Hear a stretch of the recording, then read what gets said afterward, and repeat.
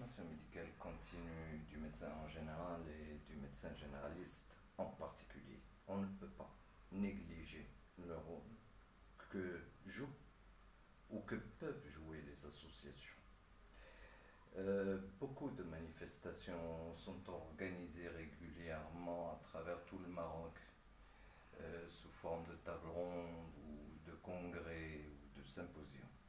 Mais toujours est-il que ces formations ne répondent pas forcément à un objectif bien défini au départ, de manière à pouvoir évaluer par la suite si on a atteint ces objectifs ou pas. Est-ce qu'elles répondent aux besoins des médecins? Est-ce qu'elles répondent aux besoins du pays et aux besoins des patients? Donc le plus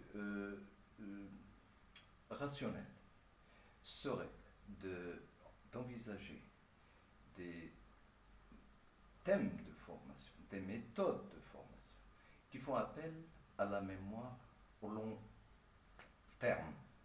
La mémoire à long terme qui nécessite d'autres manières de faire. Parce qu'un médecin qui assiste à des congrès, à des tables rondes, pour un temps très déterminé, enfin très limité, ne peut pas retenir pendant très longtemps ce qu'il a écouté, ce qu'il a entendu durant ces conférences en fait, qui sont faites par des enseignants universitaires. Et une fois la conférence finie, il n'y a ni documentation, ni un suivi possible de manière à ce que le médecin retrouve ces informations quelque part.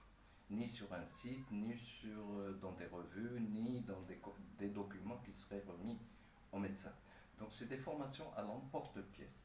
Alors pour les mêmes dépenses de temps, d'énergie et d'argent, on pourrait essayer de revoir, de changer de logique, de manière à ce que tous les médecins à travers le Maroc aient les mêmes formations et que les différentes associations essaient de dispenser la même formation quand elle est théorique. Quand elle est théorique, à tous les médecins à travers le Maroc, que le présentiel pourrait jouer un effet effectivement par le partage des expériences.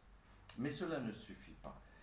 Les formations doivent être évaluées d'abord par si elles répondent aux besoins des médecins, et puis évaluées dans le temps sur l'impact qu'elles peuvent avoir sur la santé des citoyens et au-delà sur l'économie des familles et du pays dans sa globalité. Parce qu'on sait que chaque prescription génère des dépenses et une fuite d'hémorragie importante, ce qui paupérise le pays en général.